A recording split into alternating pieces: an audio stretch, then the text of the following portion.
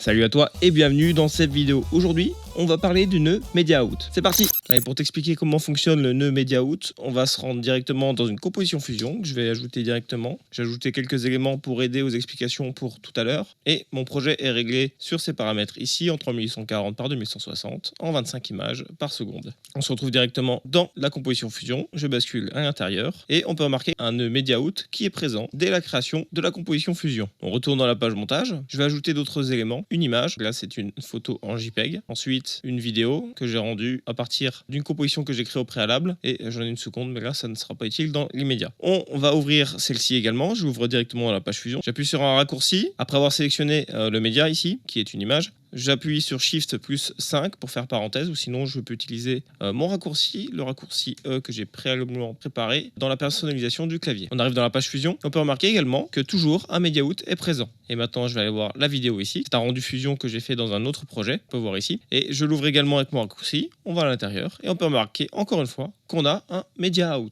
Avant de poursuivre, il faut comprendre une chose très importante. À quoi sert vraiment le MediaOut? Le MediaOut, quand tu l'utilises, donc dans la composition fusion, il sert à afficher dans le reste du projet ce qui sera connecté au niveau du MediaOut. Connecté à quel niveau? Au niveau de l'entrée orange. Si c'est pas connecté sur cette entrée orange, rien ne pourra sortir en dehors de fusion. Par exemple, si j'ai créé plusieurs compositions, par exemple avec un background, avec un texte dessus, et que je fais texte ici, donc là on peut voir que je peux faire apparaître le résultat de ce que je viens de créer. D'ailleurs, je vais changer un peu la couleur. Hop. Et on peut voir que ça, si je ne le connecte pas au MediaOut, dans la page montage, je ne vois rien du tout. Je retourne dans la page fusion et si je viens connecter cette sortie ici dans le MediaOut et que je regarde la page montage, là ça y est, je vois le résultat au niveau de la page montage. Donc je vais retourner dans la première composition, on va voir comment fonctionne ce MediaOut et qu'est-ce qui est intéressant de connaître dessus. Et on va basculer ici directement au niveau de l'inspecteur. Si jamais il n'apparaît pas, tu n'as qu'à cliquer ici pour le faire apparaître. Et on va voir également les différentes parties qui sont présentes ici. On va remarquer deux parties, finalement il n'y a pas beaucoup de choses dans ce nœud. On va voir index et étalonnage. Index avec l'indication 0 et étalonnage avec aucun couleur et mix. Index, c'est quelque chose qui est utile vraiment dans le cas où on veut travailler avec une suite logique derrière dans DaVinci Resolve et notamment la page fusion. Pour ça, ce que je vais faire, je vais revenir en arrière, je vais aller dans le rendu ici, dans ma vidéo, je vais l'ouvrir et ce que je vais faire, c'est aller directement dans la page color. On peut remarquer que ma vidéo est présente et on voit tous les éléments à l'intérieur. Si je retourne dans la page fusion et que je déconnecte le MediaOut et que je retourne dans la page color, je n'ai plus aucun élément qui apparaît. Ensuite, donc je vais venir le connecter. Je vais faire quelque chose. Je vais ajouter un autre MediaOut. Donc je vais faire maj plus espace, MediaOut, donc sortie média. Je fais ajouter. Il se met juste au-dessus. Et là, tu vas voir, quand je clique dessus, il y a une différence au niveau de l'affichage de l'inspecteur. En prenant le MediaOut 1, qui a l'index 0, juste ici, il y a des informations qui apparaissent, tandis que le MediaOut 2, lui, n'a que l'index qui apparaît et pas les autres éléments.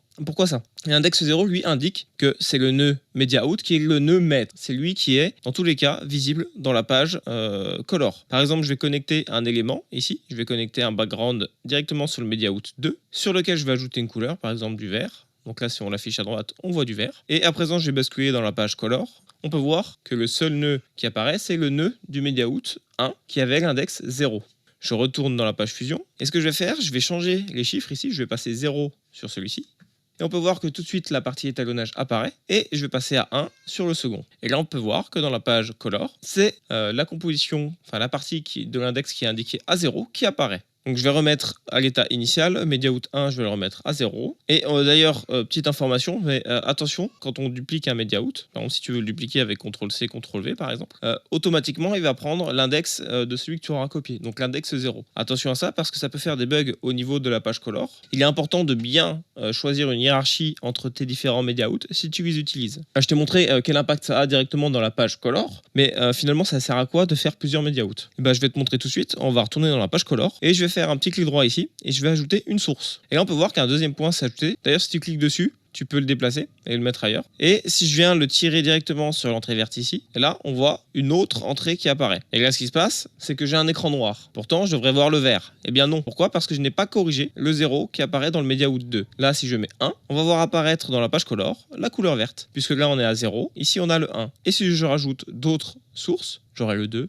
le 3, le 4, etc. Dans l'immédiat, là on a ajouté uniquement une image qui apparaît dans l'entrée verte. Mais admettons que je veux faire bénéficier d'un masque que j'ai créé dans la page Fusion à la page Color. Je reviens dans la page Fusion. Je vais décider de mettre un masque ici, pour faire simple. Mais ça peut être très bien un rendu d'une rotoscopie avec le Magic Mask. Ça peut être un masque spécifique avec profondeur, peu importe. C'est quelque chose qui dépendra de votre composition. Donc là, je vais ajouter seulement un rectangle. Je vais le connecter sur le Media-Out 2. Je vais ajouter des courbures de coin qui sont un peu arrondies. Par exemple, je vais le déplacer juste ici et je vais passer dans la page Color. Dans l'immédiat, il ne se passe rien. Par contre, si je veux bien prendre l'entrée ici, qui correspond à l'index numéro 1, je la connecte sur entrée bleue. Il ne se passe rien, c'est normal, parce qu'il faut que j'en fasse encore un clic droit, que j'ajoute une sortie alpha ici, et que je viens connecter la sortie bleue sur la sortie alpha ici. Et là, à l'intérieur, on ne voit plus que ce qui était présent dans la connexion de l'entrée bleue ici. Donc là, c'est intéressant dans des étalonnages avancés, surtout dans les workflows où vous utilisez beaucoup de masques et que vous voulez faire des effets spéciaux finalement. On peut imaginer beaucoup de nodes dans la page Color. Mais voilà concrètement à quoi sert cette option en mettant plusieurs Media Out dans une composition. Maintenant, autre chose, je retourne dans la page Color et je vais ajouter un étalonnage. Donc là, je vais tout réinitialiser. Ces nœuds-là, on peut les laisser ici.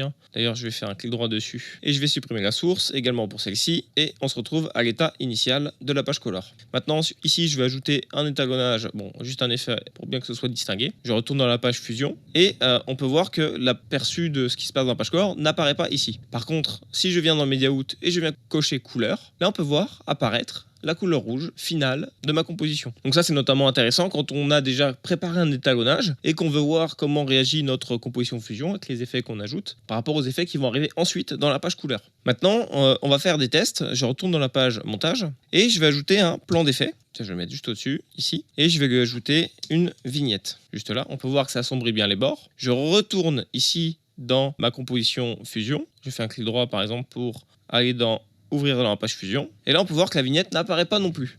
Et bien pour ça, on va utiliser la troisième, la dernière, on va utiliser Mix, qui lui fait apparaître également les éléments qui apparaissent au-dessus dans la timeline. Voilà, on a fini avec ce nœud qui était assez simple en termes de quantité, mais j'espère que tu as découvert des choses. Merci d'avoir suivi la vidéo jusqu'au bout. N'hésite pas à laisser un commentaire ou à liker et t'abonner si ce n'est pas encore fait. Et on se retrouve dans une prochaine vidéo. À bientôt.